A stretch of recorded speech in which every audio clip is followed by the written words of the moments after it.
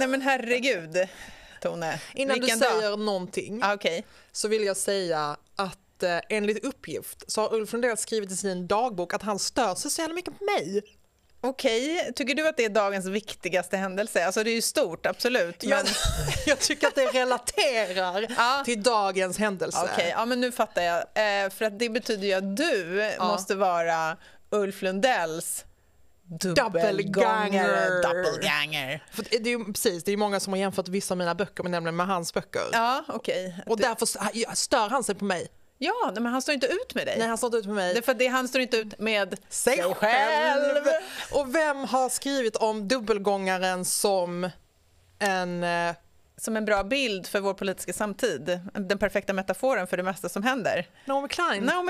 Och vem har vi var på idag? Ulf Lund! Nej, jag skojar. Naomi Klein! Ja, nej, men det här är faktiskt helt sjukt att de kommer till Café Bambino. Eller inte så sjukt för att vi får ju bara A-list. Nej, men det är helt sjukt. Ja, alltså, helt sjukt. Om du vill vara gäst i podden kan jag bara säga nu. Du kommer inte vara det. Obama, maybe Obama är calling. Michelle Obama. Alltså typ inte Barack. Men nu ska vi i alla fall träffa Naomi idag. Vi är inte alls nervösa för det. Nej. Det känns jättecoolt. Och om du inte har stenkoll på vem Naomi Klein är så är hon ju en av vänsterns stora intellektuella ikoner, författare, aktivister. Hon är kanadensare. Hon har skrivit No Logo. Som hon debuterade med och som liksom satte eld på jorden typ. Ja, precis. Chockdoktrinen, en extremt viktig bok som analyserar kapitalismen. Ja. Och sen har hon ju ägnat väldigt mycket tid åt klimatfrågan de senaste... Ja, hon var väldigt tidigt ute även där. Verkligen. Hon är faktiskt överlag väldigt tidigt ute. No Logo handlar ju mycket om typ så brandification av världen och allt möjligt. Den skrev hon bara på...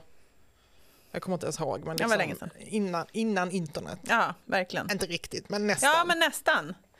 Ja, men hon kommer i alla fall hit idag och det är kul för att vi pratade ju om hennes bok i en av våra... Alltså typ i vårt andra avsnitt tror jag vi pratade om hennes bok då, Doppelganger, som har blivit översatt och utgiven nu på Ordfront förlag här i Sverige. Den handlar ju om hur dubbelgångaren är en perfekt bild för vår samtid där folk liksom... Hon har nämligen en dubbelgångare som är den liberala tänkaren Naomi Wolf som blir redpilled, alltså hon börjar tro på massa konspirationsteorier under covid. Och det här blir liksom vägen in för Naomi Klein då att undersöka hur det som hon kallar spegelvärlden eller the mirror world, som är ganska lik vår värld, samma begrepp men där allting ser annorlunda ut, och sen tar hon det konceptet, metaforen vidare för att undersöka olika sätt vi speglar oss, skapar spegelbilder av oss själva. Istället för att vara typ så här, kapitalism är dåligt, så är vi typ så, det finns en deep state och den styrs av judar och det är en konspirationsteori. Nej, det är inte det är bara kapitalismen. Jag tycker den här boken är så intressant också därför att den skriver hon börjar skriva den under pandemin och det var ju en tid när man klev in ännu längre in i den digitala världen, den digitala då spegelvärlden, därför att man inte fick göra någonting annat. Och där hon skriver mycket om det också, hur det förändrade relationer mellan människor och liksom accelererade hela den här och hur extremhögern använde det och tog flera steg framåt för att de kunde ägna sig åt någonting som hon kallar för diagonalpolitik, som vi också ska fråga henne om. Där extremhögern liksom gjorde gemensam sak med till exempel hälsoinfluencers, yogamammor, Naomi Wolf som är en tidigare feministisk tänkare, men där de liksom kunde lägga sina olikheter åt sidan och istället bara då mötas bygga nya allianser utifrån konspirationsteorier om covid och hur det då katapultade extremhögern framåt. Sen så landar hon ju i, och det ska vi också fråga henne om, mot slutet av boken så är det flera kapitel, 2 eller 3 kapitel som handlar om Israel-Palestina och sionismen och hur hon hittar dubbelgångare, spegelvärldar, liksom obearbetade trauman och hur det påverkar dagens situation. Ja, exakt. Och hur staten Israel också är ett exempel på den här dubbelgångarpolitiken som hon skriver om en teoretiker som kallar det. Och den skrev hon innan 7 oktober. Exakt. Så jag vet också att hon har varit och hälsat på studentprotestcamps på, jag tror, Stockholms universitet idag. kanske träffat Greta. Kanske det, vi får fråga. Det får vi verkligen fråga. Men det har varit så absurt att veta att vi ska träffa henne just den här veckan. När Kalla fakta... Det andra avsnittet Kalla faktas gräv om att Sverigedemokraterna har en contentfabrik där de betalar, där de har liksom partianställda som gör massa rasistiska... material till spegelvärlden. Ja, rasistiska och homofoba och helt sinnessjukt material. Som våra fucking skattepengar går till. Ja, och framförallt tänkte jag på boken när jag såg Jimmy Åkessons extremt, tycker jag, läskiga tal till nationen. Motattack. Jag vill inte säga tal till nationen. Men det? Jo, men han kallar det för det. Men nu köper du hans retorik på ett obehagligt sätt. Men... Alltså han har inte rätt att bestämma själv hur han vill bli definierad? Nej, det tycker jag inte. Jag ställer inte upp på identitetspolitiken när det gäller Jimmy. Men jag tänkte på det att han vände ju Kalla fakta, en av landets liksom bästa grävredaktioner, har ju jobbat jättelänge med de här reportagen, de är väldigt gedigna och lägger fram överväldigande bevis för att det här har hänt inom Sverigedemokraterna. Och tidigare, liksom innan Trump, för 10 år sedan, då hade det ju varit självklart att kommunikationschefen skulle avgå, kanske Jimmy Åkesson skulle avgå, Ulf Kristersson skulle säga upp bekantskapen. Men det som händer nu är istället att Jimmy Åkesson håller ett tal till nationen där han använder samma ord, samma terminologi och säger nej, det är ni som är en del av ett vänsterliberalt påverkansoperation och det är ni journalister som ljuger. Och helt ogrundat, men med liksom ett språkbruk som liknar på ett groteskt sätt det som Kalla fakta använder liksom mot honom, eller man ska säga. Kalla fakta säger så här, ni sprider desinformation. Och han säger, ni sprider desinformation. Ni är en påverkansoperation. Och det här är ett perfekt exempel på dubbelgångare och spegelvärlden som Naomi Klein skriver om. Där typ sanning ju upplöses. Totalt. Språket förlorar sin mening. Tack Ulf Kristersson. Tack Ulf Kristersson för att du sabbar verkligheten. Ja. Och nu måste vi hämta Naomi. Spring upp och hämta henne med lille dam. På lätta fötter. Ja.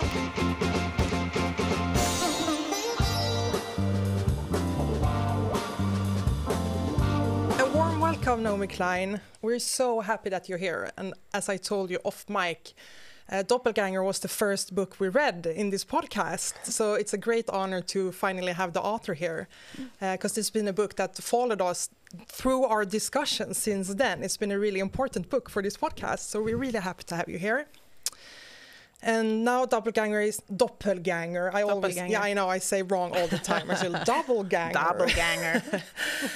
It's out in Swedish now at Ordfront förlag.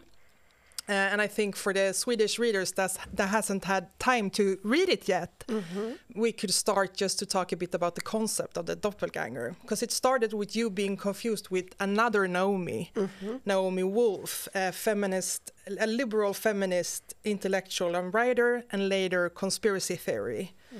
And you were confused with her all the time. So can you tell us a bit about this? Yes, sure. And I'm very glad to be with you, and I'm glad the book has accompanied you. That's nice. You know, I wrote it in a way because I feel like our world has gotten very weird, and I saw it as my little attempt to kind of map the way the world has turned upside down in the pandemic period, and it's kind of stayed upside down, and I was feeling very disoriented, as I think so many of us were, experiencing things like the shutdown of our countries, cities. But I also had this particular twist where, in addition to the strangeness of the pandemic, I also, and losing so many things that I think, you know, we all lost, community, gathering, even the ability to be with family. I know you didn't have as severe a lockdown here as we did in North America, but it was very severe. But I also sort of lost control over myself, because in this period where so many of us were living through our screens, you know, represented to the world through Zoom, through social media, I started to get mass confused with this other Naomi. It used to happen occasionally. Like occasionally I'd log online and people would be very mad at me about something, you know, screaming at me, how could she say that? And then I'd be like, and then I'd have to reverse engineer it, you know, oh no, what has she said now? You know? And then I'd discover she'd said something outrageous. But during COVID, it really became like a mass confusion event. And that was because, well, one of my better known books is called The Shock Doctrine. And The Shock Doctrine is about the fact that during states of shock and during states of crisis, there's often a strategy of taking advantage of those states of shock to push through pro-corporate policies. Like, so I've written about that in the aftermath of hurricanes and wars and economic crises. Not a off-the-wall conspiracy fantasy, but, you know, I'm a journalist. Like, I back it up with facts. And, you know, I've covered how, like, New Orleans school system was privatized after Hurricane Katrina and things like this. During COVID, my doppelganger started doing a doppelganger of the shock doctrine. And that doppelganger was basically treating COVID as if the whole thing was a plot by maybe the Chinese and the Davos elite in order to destroy, I mean, she's floated all kinds of theories, destroy the West, things like this. And so people would see this other Naomi on Fox News or with Steve Bannon saying things that sort of sounds like the shock doctrine, but with all the facts removed. And they were like, what's happened to Naomi? And so it just struck me as a, you know, it's not the subject matter of the book, as you know. It's really like a literary device to be able to get at all these other weirdnesses of the way we're all doubles of ourselves in this house of mirrors of social media. And so I guess I have to be grateful. Yeah, exactly. And the doppelganger also become like this image of, as you say, something else that you started to see in other places, in online and in the society. And why do you think the doppelganger is such an efficient image for that? Well, you know, doppelgangers, they've often been used as a way to understand kind of overwhelming times. You know, the first theoretical work about doppelgangers was written by Otto Rank, who was a student of Freud's, who wrote it, just as the First World War was starting, about, well, why are there all these doubles appearing in literature and in early cinema? And I think that the figure of the doppelganger is often used as a way to personify this sense of unease in the culture, right? Like in these moments, whether it is you know, the First World War or the Second World War, and now I think with the climate breakdown and just a general sense of uncanniness, pandemic, like things are not as they were. Like it's almost like our whole world is a doppelganger of what we thought it was, right? And so that's almost too big to wrap your head around. Timothy Morton, the philosopher, calls this a hyperobject, like it's too big. So the double shrinks it down. And so the figure of the double helps us wrap our arms around a hyperobject. No, I would just also like to introduce another concept in the book, because what you basically start following the other Naomi. You're interested in her. You are disturbed by her. Also, you grapple with her, and you follow her. You describe in the book, quite obsessed with her, almost obsessed with her, and you follow her into what you call the mirror world. Her reality. So I wouldn't say I'm obsessed with her, but I think it's more that I'm obsessed with what she kind of represents. No, for sure. And less because she's a doppelganger of me than the fact that she is kind of a doppelganger of who she used to be, right? Yeah. And I'll tell you, she's not the only person I know who has changed in this way. I know a whole bunch of people who, you know, used to be on the left and now they've switched to the right. And you know, I think social media tends to encourage a certain kind of clout chasing and also like a desire to stay relevant in this way, that where relevance is increasingly fleeting. You know, I have a little equation in the book for people who do this transformation that is sort of it tends to happen with people who have a very inflated sense of their own importance, like a sort of a grandiosity or a narcissism. And that's also interesting because technology, the world we live in today, also inflates that feeling. Well, that's the other thing, is that it's, narcissism plus social media addiction, which encourages it, rewards it, makes you feel that the world is hanging on your every tweet, and as well, often a kind of a midlife crisis, like, do I still matter? And then also a public shaming incident of some kind. And that's something she experienced, and other people, like maybe being kind of canceled or something. That happened to her, where she was found to have made a big error in her recent book. Also in a very humiliating way, this thing was discovered. She became a spectacle, like a sort of a shame spectacle in the way that shaming people becomes a team sport in our age. And so, I've seen that happen with quite a few people. So I became interested in the way that the political map was shifting. And so she has moved over to the right, but the right is not the same right that I grew up with. The right that she is a part of is this mix of the far right, like Nazi adjacent, some openly fascist people, combined with like yoga moms and wellness influencers, and a lot of people who are good at sort of the entrepreneurial self, and so, I followed her down the rabbit hole of her rabbit holes. And this is the thing about when you lose control over your public image, which is what happens when you have a doppelganger. You can either be horrified by it and just spend a lot of time trying to correct the record. No, that's not me. I did not go on Tucker Carlson's show and say that Joe Biden was staging a coup for the Chinese or something. I'm a researcher, so I just I guess it's the way I can feel some sense of control over the world. Is I just got interested. I just decided to treat it as an interesting phenomenon that I tried to understand, instead of something that was happening to my ego. And once I made that shift, and I'm like, oh, this is interesting, then it stopped bothering me. Like, I'm not bothered by it anymore. Every time it happens, I'm just like, wow, that's interesting. It's still happening. It was fun because we read your book. When we read it in the podcast, we read it at the same time with the biography of Elon Musk.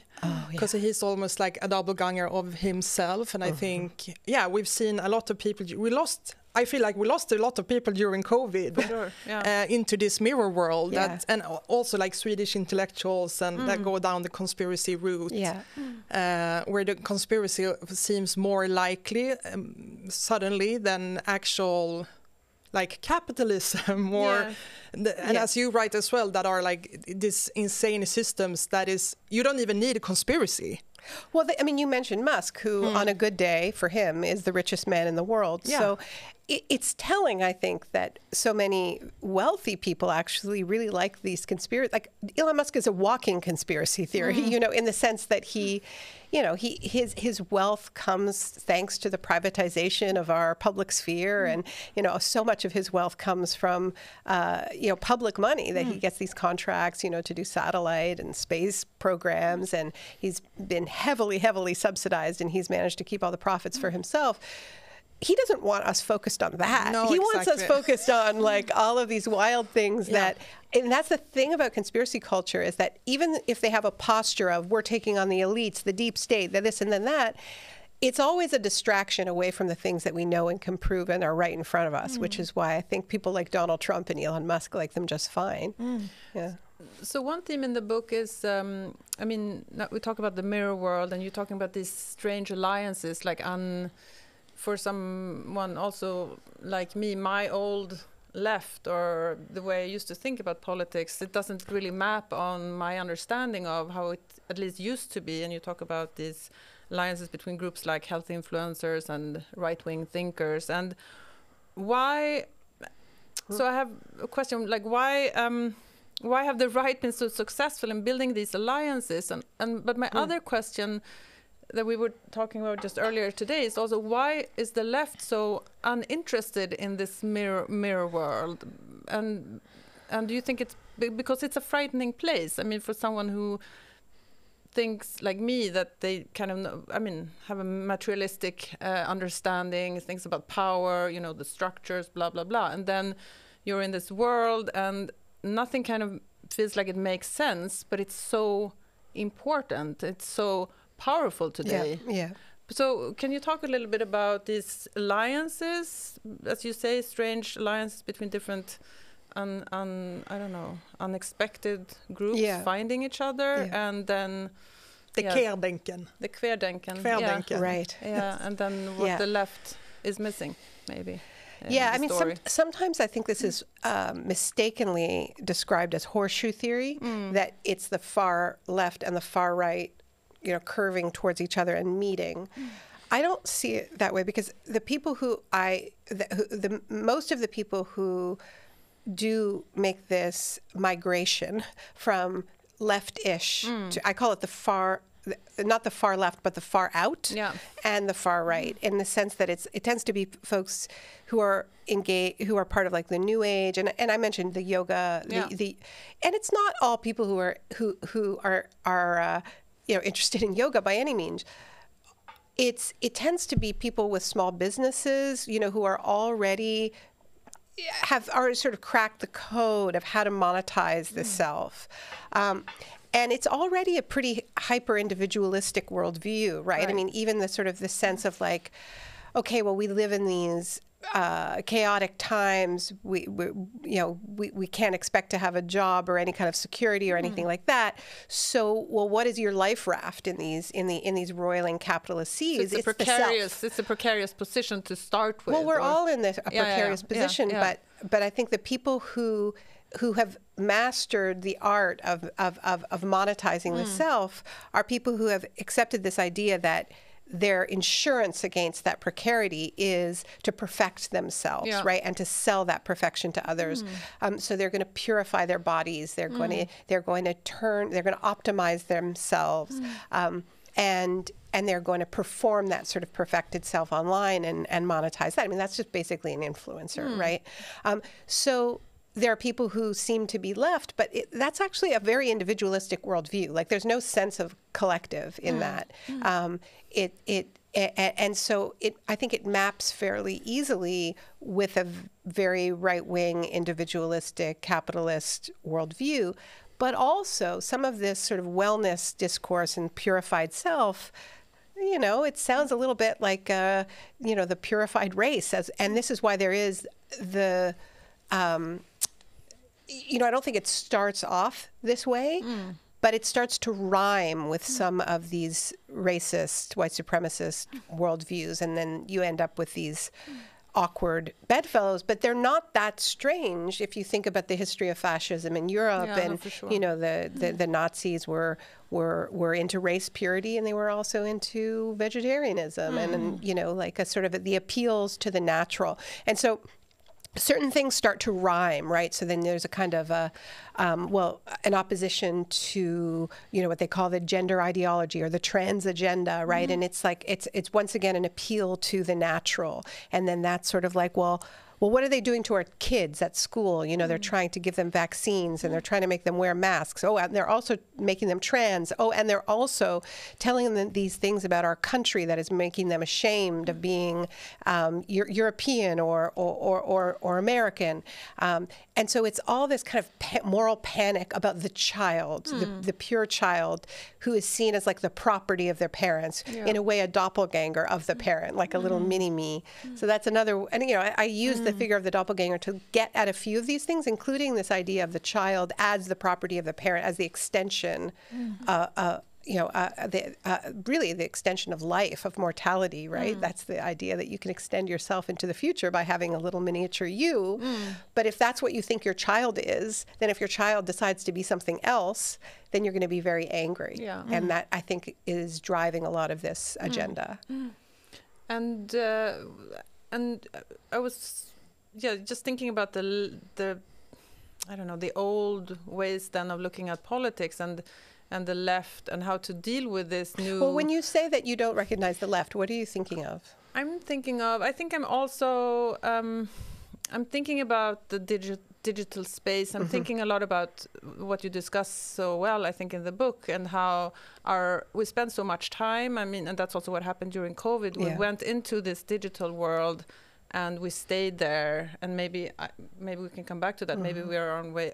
Hopefully, we are on our way a bit out of it. But again, but we are, when you're in this digital world, you're also locked in your individual self, and you're locked into this, what you call like a digital golem, like this this doppelganger of yourself that is static, that is fixed, that it's something created, but it's not you.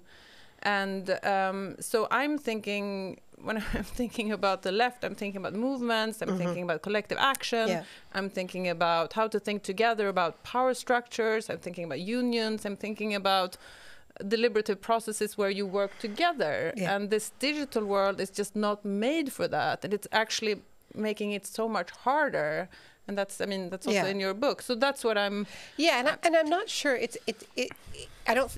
Some of it is the digital nature of it, and that, you know, we aren't in each other's company. But it's also the privatization of it, right? It's not just that we're online, it's that we're on these corporate platforms that are mining our attention, that want this particular kind of engagement that is driven by me performing a purified version of myself that relies on putting you down, that relies on distinguishing myself. You know, that's how you get your little piece of the digital ether, and you think you're performing yourself, but meanwhile you're being mined to create this sort of doppelganger world that is AI, right? Which is all the data that we leave behind that then is used to train the machines,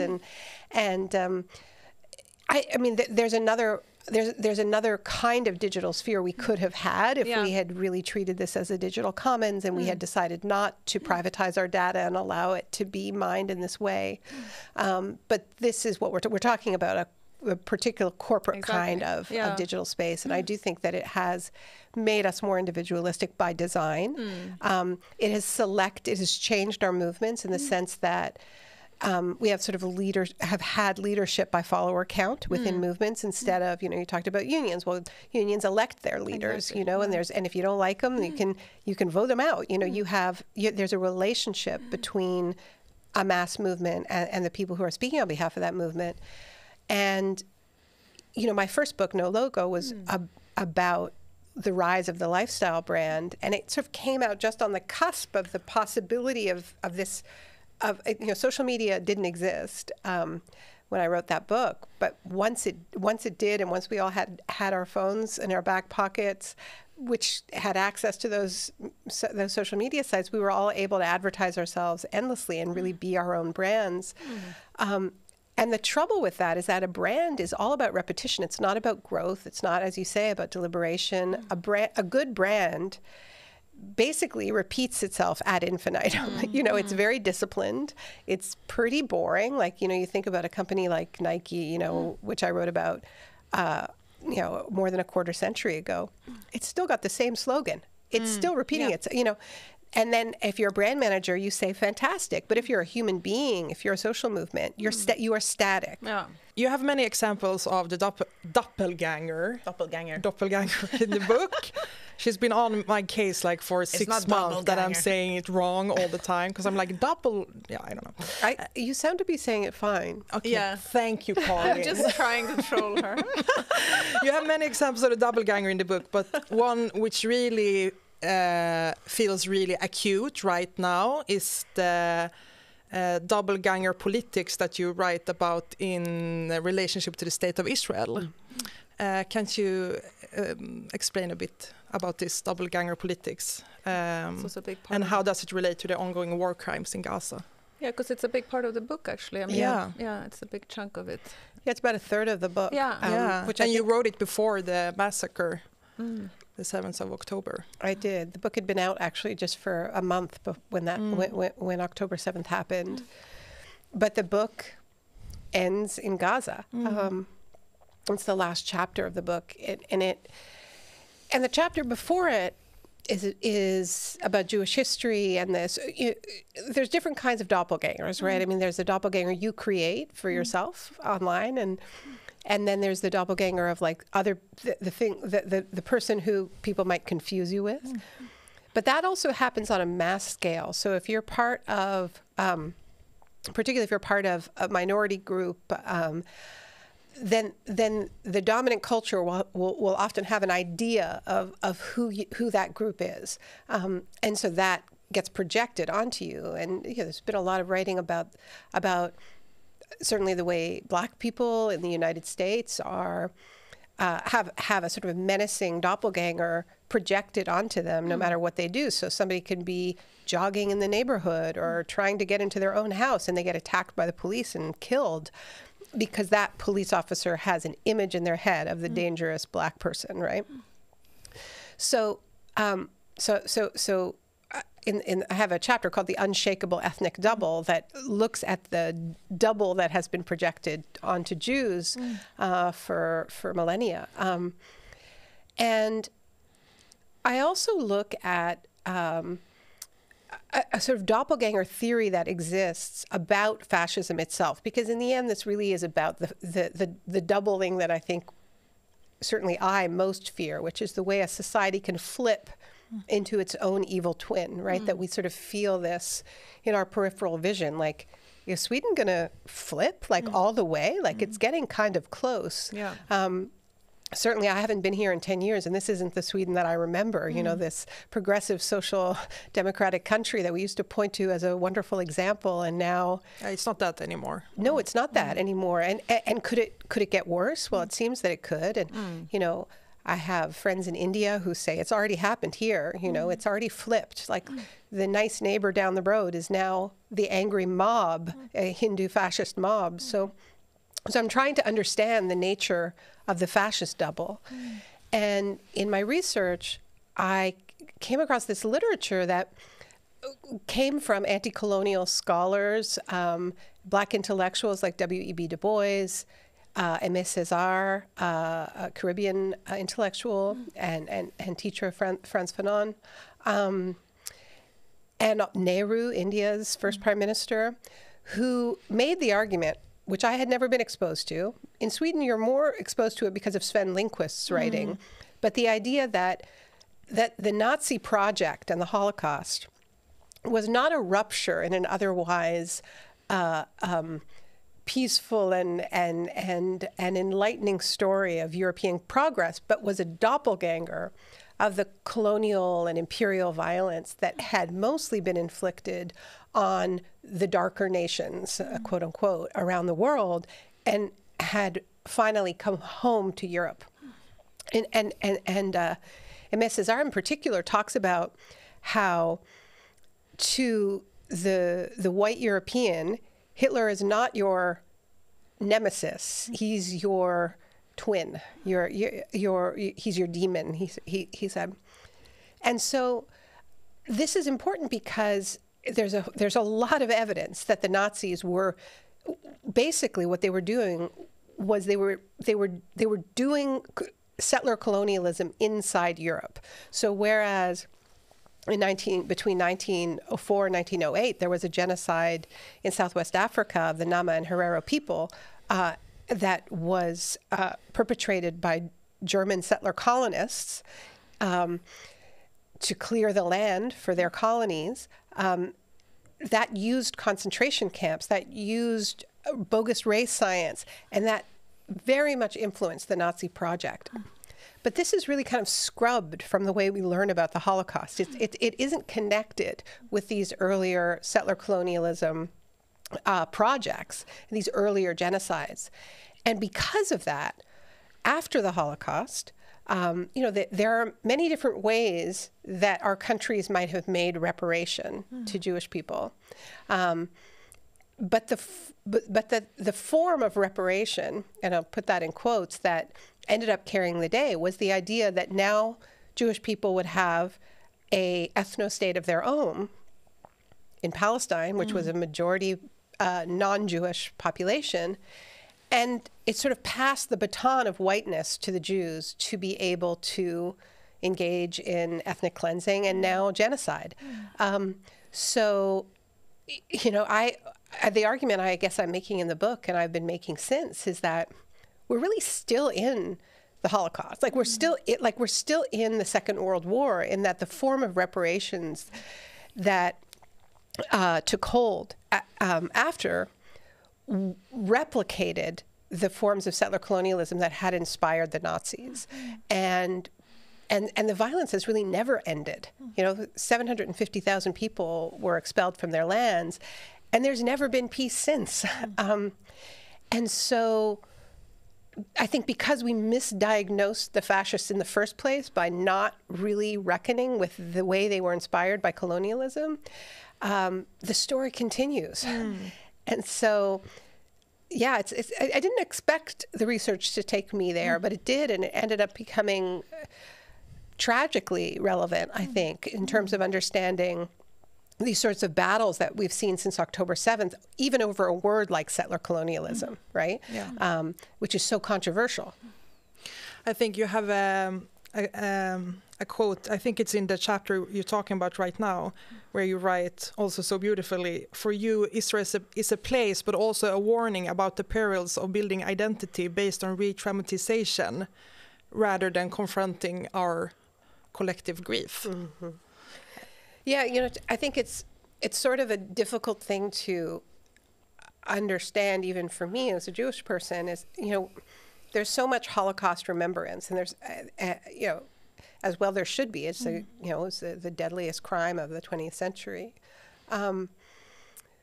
So to say that we aren't actually remembering doesn't seem to at first make sense, because there are the museums and there's the Holocaust education. But when I think about the kind of Holocaust education that I had, it was all about reinscribing trauma. It was really very distressing to us as kids, because it was really about scaring us. And now for kids today, it's even more intense, because it's more interactive, and you go into cattle cars. And the idea is to keep the pain as alive as possible, so that it's as if it happened to you. And I think the reason for that is that the trauma is being instrumentalized not to fight anti-Semitism in the here and now, or to prevent anybody else from ever facing what Jewish people faced, and Roma people and queer people and communists during the Second World War. But it's used as an argument for Zionism. So, if you do the March of the Living, which, thousands and thousands of people do every year, they go to Auschwitz, and as soon as they come out of Auschwitz, tears streaming down their face, they're wrapped in the Israeli flag, and they listen to Hatikva, the national anthem. So you're a plot point. The trauma is a plot point to get you somewhere else, right? And anybody who has experienced trauma, and that's most people, if you've ever had a good therapist, they're going to try to get you to really look at what happened, not use it for something else or turn it into a story, but actually look at it. And then and solve the story as well. Change it. Yeah, change it. Change the story. And also know that you're not still in the trauma, right?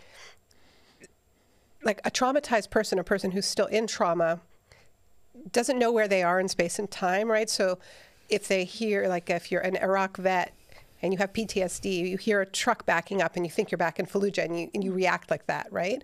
That's what a trigger is. A trigger brings you back to trauma. If you want to get out of trauma, you need to understand that you're actually not still there, right? That it is not 1944, that you are not abandoned, that you are not without protection. And so if you listen to Israeli leaders, they're constantly telling the world, we are still there. And so October 7th then gets grafted onto the Holocaust, right? It's immediately narrativized as a continuation of the Holocaust, instead of it being in the context of a war over land, an occupation, an armed uprising that, yes, committed war crimes, but it wasn't an anti-Semitic attack. I mean, I don't believe it was about attacking Jews. I think it was about attacking Israel, which was occupying Palestine. But the story that the world was told was, this is the Holocaust. It's still the Holocaust. Nothing has changed. We're just going to graft this date onto the 1940s, never mind that, almost 8 decades have passed and you're on another continent and the power dynamics are totally different. Why? Because you're instrumentalizing this for a state-building project. And that's something we have to understand. If you... sorry. No, do you want to say? No, I think when I read your book, I thought, is this also could this also be a problem for the left at large, building alliances almost not re-traumatizing, but on the wound almost. Do you think this is like a problem for the left, or has been, and how do we get out of it? I think it can be, and I think on the left we tend to side with the victim. We tend to side with the weaker, with the weakest, most traumatized, and we defer, right? And one of the things that I know from Jewish history is that trauma is not necessarily ennobling. Trauma, it can be transmuted into something else. It takes a lot of effort, but for the most part, it just harms. And so, when I go back in history and I see actually the way many left-wing, not just like, it wasn't only like European powers that voted for the creation of the Israeli state in 1948. A lot of leftists thought that it was fair for, at that point, the most traumatized people in the world who had survived a Holocaust to have a state of their own. And to me, it's a warning about the perils of just deferring to trauma as an argument that, this is, as opposed to a set of principles. And if you understand that the Holocaust grew out of this hyper-nationalist supremacist mindset, then you would understand that this was a replication. And there were people that were warning about it at the time, including Jewish people, including Hannah Arendt, who knew that this could only happen, this form of Zionism would have to replicate a cycle of victimhood and ethnic cleansing. So, when people say like, well, like even though I understand that something was going to break and that Palestinians have a right to resist, I still believe that, if we want to make appeals to international law when Israel is violating them, then we have to accept that international law applies to all armed actors, and that every child is innocent, and that no civilian deserves to be targeted. And we can't turn each other into cartoon characters in this way. And, when I have been critical of people on the left who seem to celebrate the targeting of civilians on October 7th, people say, you're not siding with the oppressed. And my answer is, well, people sided with the oppressed after the Second World War, and that's how we got Zionism. So how about if we break out of this cycle? No, it's interesting because there's something with the discourse around this war, this conflict, but also related to the other, to the book and how our public sphere is organized or driven or created today, that it leads us into binaries. It leads us to these very, very, the strongest emotions. And I'm thinking, as a person who wants to be, as you say, on the side of fear. Including fear. Fear maybe is the strongest. That if you say the wrong thing, then you're going to get shot down and be accused of being on the wrong side. And I'm having a really hard time also as a writer to step into this and write about it and talk about it.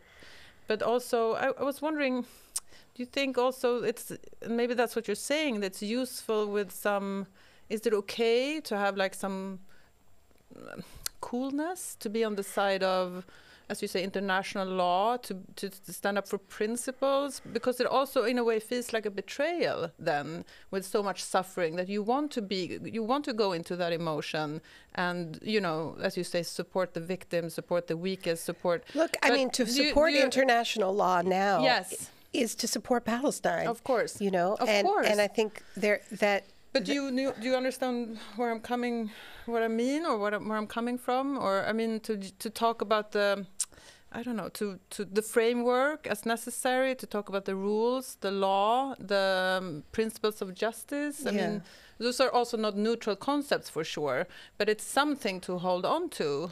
I think it's been a very hard, because there's so much pain and there's so much trauma, and there's loud voices that are laying down rules about this is how to be in solidarity. But the truth is, there's a huge amount of diversity of opinion among Jews and among Palestinians. And there is a tendency to defer to the loudest voices and to the people who, are the best at shutting down discourse, not the best at opening up discourse, right? So I know so many people who have just sort of said, have been saying since October 7th, we just have to get out of this crisis and then we can have the real conversations. Because right now what matters is that we stop this genocide. And I have been saying the same, I think that that's true, but actually we can't defer these sort of hard conversations forever. And those principles are not weak. If international humanitarian law was actually applied, this occupation would have ended a long time ago. Yeah, in 1969. Yeah. And the right of return of Palestinians to their lands would have been respected because it's enshrined in the United Nations Declaration on Universal Human Rights. And we would not have an exception for Israel. Like Israel would not, I believe that all of this is happening because of this idea that you can have reparations for one crime by allowing a group to commit more crimes. That was from the beginning. It was a very bad idea. And so,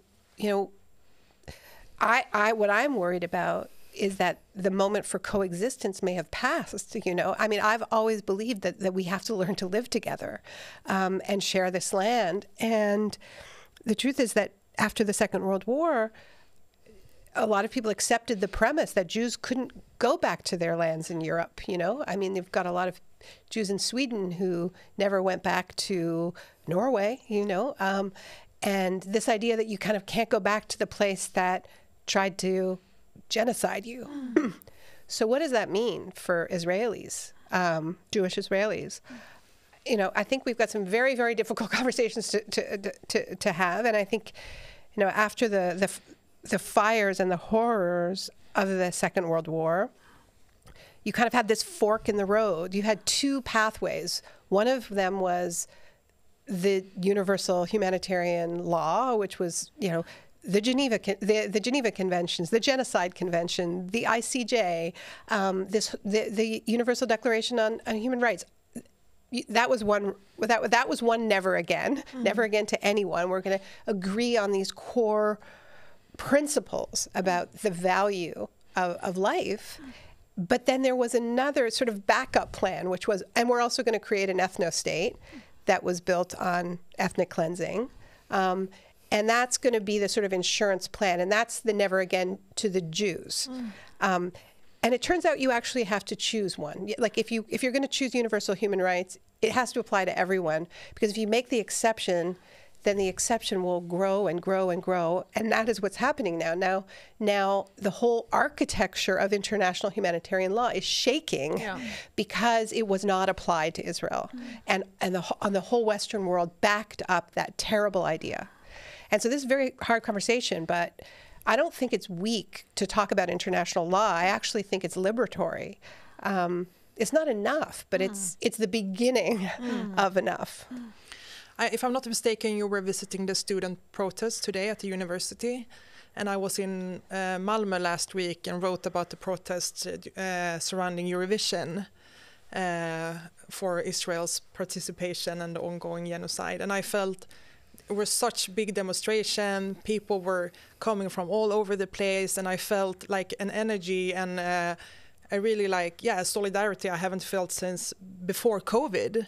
And I also feel the same hope when I see the protests in the States at Columbia University and now here in Stockholm and in Lund. And I thought maybe this relates to your concept of the unselfing. Because I love that your book, after all, ends on a positive note. I loved that you gave it to us because you read your book and you're like, oh my God, what are we going to do? But then you end on this concept of unselfing that I feel like that I can see now. Do you agree? I do. You're going to get off your phone now, Tone. Yes, I'm going to get off my phone to the demonstrations. Yeah, and I did visit the camp here. I also visited the camp. I've been hopping from camp to camp as I've been traveling. I was in Oslo, and that was beautiful. And then I was in Toronto at the university where I was a student, University of Toronto, where they have a huge camp, and spent some time there. And I was really moved by, what you're referring to, that, this is the COVID generation, that this is the generation that kind of lost their high school years to COVID. And I teach undergraduate students, so I've seen how there's been a kind of a tentativeness even in interrelations, and there hasn't been that sense of collectivity and even just knowing how to be together. And I I think that these young people are the conscience of the world. Yeah, they're amazing. But I'm also happy that it's coming from a place where they're able to be embodied with each other. They're cooking, they're camping, they're, and there's no kind of celebrities, there's no sort of, the truth is no one's getting a prize for being a Palestinian solidarity activist. And even someone like Greta, who has been so much like the kind of, she was lifted up to the status from such a young age. And now they're like, how could Greta be in solidarity with Palestine? And it's like, of course she is, and so many of the young climate activists are now, in university and are in the Palestine solidarity movement. They became climate activists because they have a big heart. They care about life. They're open to the pain of the world, whether it's animals, whether it's plants, whether it is other human beings. Yeah, because that's a big point for you, being open for the pain of the world and not repress it. Yeah, but once you're open, you're open. So, of course, if you're living through a live stream genocide, you're going to raise your voice and say no. I mean, I became a climate activist late in life as somebody who cares about human rights, cares about inequality and injustice, and it became clear to me that this was going to be the biggest human rights crisis, in world history. That entire countries and cultures were going to disappear beneath the waves, and that the model that we have of a fortress borders and putting our consumption preferences, ahead of life was going to lead to exactly what we're seeing of boats filled with migrants being left to drown.